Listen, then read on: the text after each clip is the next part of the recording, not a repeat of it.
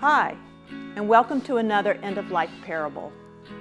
An end-of-life parable is an object lesson that just helps explain different topics in end-of-life.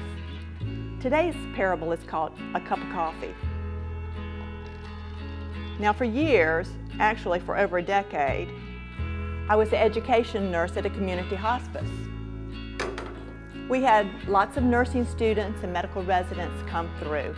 They would meet me at our agency early in the morning, and so I'd immediately take them upstairs and offer them a cup of coffee before we started our orientation class. I loved it, and I found myself soon drawing on my cup of coffee as we got started. I would draw and say, "Can you see that coffee line?" Perhaps you can see the shadow, perhaps not.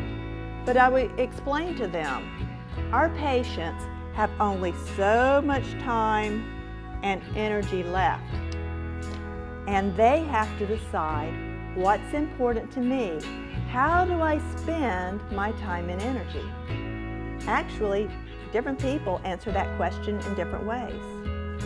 A good death, by definition of the Institute of Medicine, and here's their definition, has three parts. The first part is a good death is free from avoidable pain and suffering for the patient, the family members, and any caregivers that may be in that home. Number two, a good death is in accordance to what the patient and the family wants. It's how they decide they want to use their time and energy. And that's really the crux of this object lesson today, the heart and soul of it. And then lastly, it's a good death is consistent with good cultural, clinical, and ethical standards. An ethical standard that I'm thinking about with a cup of coffee is autonomy. What does that person choose to do with their time and energy? Well, for some of my patients, they've said, I really want to spend time and energy with my family. So, that's what they do.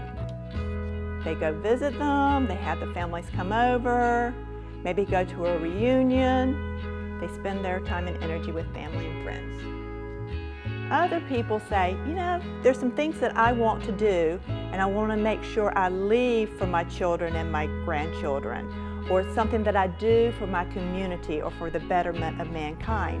They sort of want to leave a legacy. So they spend time and energy on a legacy. And some people say, I really want to continue treatments, maybe to see if there's something that can help me live a little bit longer, even though I know I have a terminal illness. And they will spend their time and energy seeking medical care.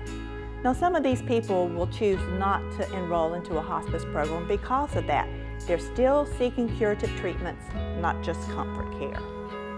But as you can see, look how low my coffee line has gotten because I only have so much coffee in this cup. Now, how will you choose to use your time? Some of my patients have shown me some really good examples of what's important to them. I had a patient named Elsie one time that decided to spend her Thanksgiving teaching her granddaughters who were home from college how to fix her special dishes for the meal. She didn't have energy in the evening to attend the meal, but she had a great time, and she said it was one of the best days of her life. Later, one of those granddaughters actually rotated through my agency and told me that she was one of those granddaughters and that her grandmother had told her about her choice. And it was so nice to see a granddaughter that had learned those special meals. Then I've had some people who said, I want to leave a cookbook for my family.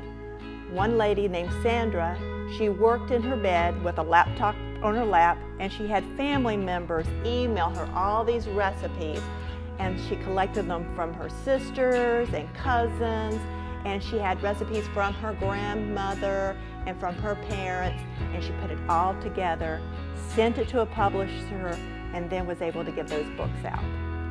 I was able to receive one of those books as a present, and I cherish it, and it has some of the best potato recipes you could ever want. Her potato salad was really good.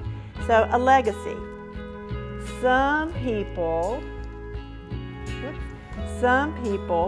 do say they want to fight for more time. I had a friend from church. Her name was Gertrude, and she was German, and her attitude was, I'm going to fight, fight, fight, as long as I have energy. Now, when she first got sick with a metastatic cancer of the gallbladder, she was jaundiced, she was very uncomfortable, she had a lot of ascites in her belly, and she said, I just want to go home.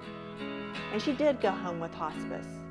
But after a few weeks, she started feeling better, her pain was controlled, her stomach was tapped, so she was breathing better, and that's when she said, I want more treatments. And that was her choice. So she came out of the hospice program and went back for more treatments and ended up dying while she was being treated. But she was happy, and that was her story and her choice and her good death. So just remember, everybody can do it their way. It's their story, it's not our story. As a hospice professional, I can make suggestions when asked, but ultimately, it's up to the patient. Thank you for joining me for a cup of coffee today. I hope you can share this cup of coffee and this little line about how do you want to share your time and energy with somebody that you know and love who might benefit from this illustration. Thanks. Until next time, live well.